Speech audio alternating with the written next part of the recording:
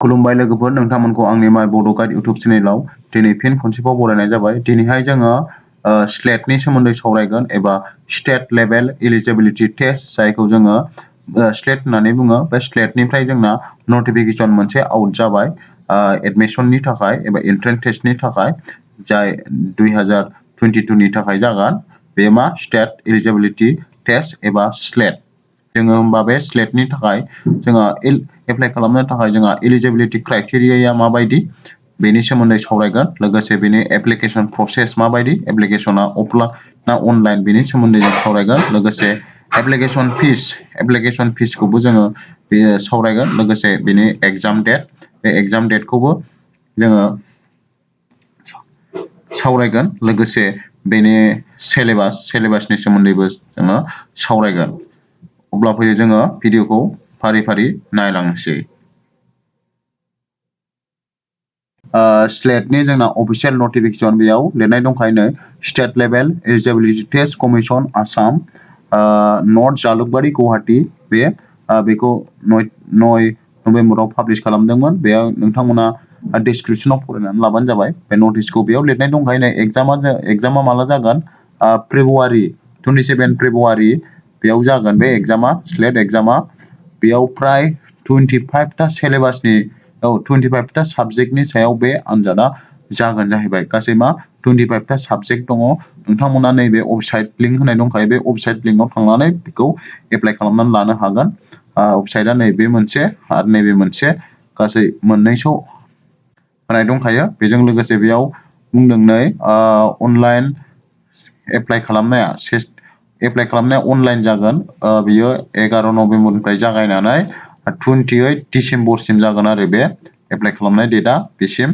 बेनि गेजेराव नोंथांमोना एप्लाइ खालामनानै लानो हागोन। जायफ्रा मास्टार डिग्रि कमप्लिट जाबाय बिथांमोना बेखौ एप्लाइ खालामनो हागोन। मास्टार डिग्रि कमप्लिट जानायफ्राल' हागोन बेखौ, आन्दार मास्टार डिग्रिफ्रा हानाय नङा आरोखि। नायदो बे अफिसियेल नटिफिकेसन, बेयो नायदो गाहायाव। अब्ला फैयो जोङो बेनि माखासे सेलेबास आरो बेनि क्राइटेरियाफोरनि सायाव जोङो फारि फारि नायलांदिनि। नोंथांमोना बेखौ एप्लाइ खालामनो थाखाय नैबे साइट होनाय दंखायो। साइटआ www.sletne.org। बे साइटआव हाबनानै नोंथांमोना मोजाङै डिटेल्सै फरायनानै लानो हागोन आरो एप्लाइ खालामनो हागोन आरोखि। एग्जामिनेसन डेटआ जोंना माला होनदों, 27 फेब्रुवारि 2022 सानडे गोग्लैयो। बेयाव बे एग्जामा जागोन आरोखि। ओमफ्राय बेखौ कन्डाक्टिं खालामनाय अथ'रिटिया जाबाय स्लेट कमिसन आसाम। दाना बेयाव माखासे एप्लाइ खालामनायनि क्राइटेरियाफोर होनाय दङ। बेयाव नायनो हागोन। मा होननानै बुंदों बेहाय state eligibility test SLET 2022 eligibility criteria candidate belonging to from India who has score at 55% आरोखि। 55% जानांगोन मास्टार डिग्रियाव बिथाङा 55% लानानै पास जानाय एबा उथ्रिसारनाय जानांगोन। बेजों लोगोसे जोंना माखासे एसटिफोरनि थाखाय माखासे रिलेक्सन होनाय थायो। बेखौ नुगोन नैबेयाव। माबेयाव जोंना शेड्युल ट्राइब एसटि आरो एससि आरो माखासे PWD बेकवार्डफोरनि थाखाय जोंना 50% मार्क थानाय जानांगोन। मास्टार डिग्रियाव बेसेबां 50% थानाय जानांगोन। अब्ला बिसोर केन्डिडेटआसो बेखौ एप्लाइ खालामनो हागोन। दाना बेयाव माखासे मा होनदों स्टेट एलिजिबिलिटि टेस्टनि एज लिमिटआ बेयाव खुनु एजनि बाथ्रायानो फैया। बेयाव एज लिमिट गैया। देयर इज नो एज लिमिट होनखादों बे। दाना बेयाव माखासे साबजेक्ट, मा साबजेक्टनि सायाव होनो हागोन। बेयाव गोबां साबजेक्ट दङ। गासै बेसेबां दङ, 25टा नङा होमबा। 25टा साबजेक्ट दङ बेयाव। एसामिस, इंलिस, इक'नमिक्स, लोगोसे जोंना थाबावगोन इडुकेसन दं, हिस्ट्रि दं, philosophy, political science, geography, Manipuri, बड', बेबायदिनो गासै बेसेबां 25टा साबजेक्ट दं आरोखि। बेनि सायाव बे आनजादखौ खुंनाय जायो। अब्ला जों बेखौ नुबाय। बेयाव फारि फारि दंखायो गासै 25टा साबजेक्टआ। बेखौ फरायजोबलायला, नोंथांमोना नटिफिकेसनाव नायनानै लाबानो जाबाय। दानिया फैबावदो जोङो नायबावनोसै।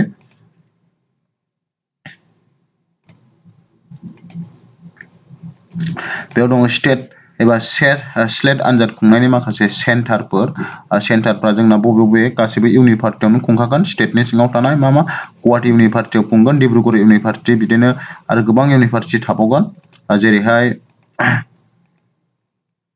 मा दङ Tezpur university Assam university Manipur university Rajiv Gandhi central university Tripura university Sikkim Mizoram आरो बिदिनो बड'लेण्ड बेफोरबो थानो हागौ बेफोर जाहैबाय एग्जामनि सेन्टार दाना बेयो जोंना स्टेट एलिजिबिलिटि टेस्ट 2022 नि माखासे स्किम अफ टेस्ट होनाय दं जोंना मानि सायाव थागोन आनजादा अबजेक्टिभ टाइप थागोन बे मा एसार्टेन एन्ड रेशनिंनि सायाव एन्ड मेटचिं एन्ड ट्रु एन्ड फल्सनि सायाव बेफोरबायदि थागोन आरो बेजों लोगोसे जोंना थाबावगोन माखासे मा माल्टिपल चुइस बेथ' थाखागोन मा होननानै बुंदों बेयाव this test will be held on a day in 2 session मोननै पेपार जागोन आरोखि बेयाव पेपार 1 जागोन पेपार 1आ 100 मार्क पेपार 1आ 100 मार्कनि जागोन आरोखि बे पेपार 1आ गासिबो केन्डिडेटनि थाखाय कम्पालसरि जागोन आरोखि बे टटेल कुइसना फार्स्ट पेपार 1आव बेसेबां 50टा कुइसन थागोन बियो ओमफ्राय दुरेसना 1 घन्टा बे ओमफ्राय सेकेन्ड पेपारबो जाबावगोन सेकेन्ड पेपारा गासै 200 नि जागोन आरोखि टटेल कुइसना बेसेबां 100टा थागोन बेयो मोनसे कुइसनाव होमबा बेसेबां 2 मार्क खरै जागोन आरोखि पेपार जायफोरा बर' लानानै जुदि बर'आव मा मास्टार डिग्री खालामदोंब्ला बेना पेपार 2आ बर'आव जागोन अनलि बर'आवल' जागोन बिदिनो सोरबा हिस्ट्रि लानानै मास्टार डिग्री खालामदोंब्ला बेना पेपार 2आ हिस्ट्रियावल' जागोन सोरबा मेथामेटिक्स लानानै मेथामेटिक्सआव मास्टार डिग्री खालामदोंब्ला बेना पेपार 2आ अनलि मेथामेटिक्सआवल' जागोन आरोखि बिदि सेपारेट साबजेक्टआव एबा सेपारेट साबजेक्टआव बे आनजाद एबा पेपार 2आ जागोन दानिया फैदो जोङो नेक्स्ट नायबावनोसै माखासे बिनि फिस एप्लाइ खालामनाय फिसआ बेसेबां बेखौबो जों नायलांसै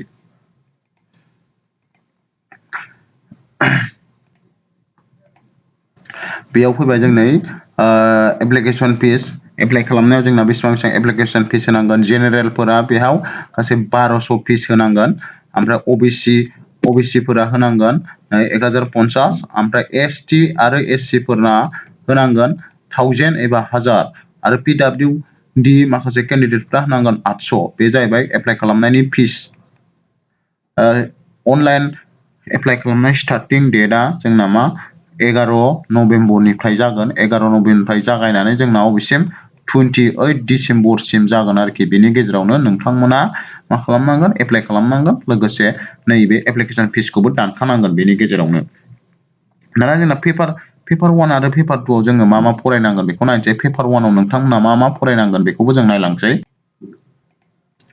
नैबेयाव पेपार 1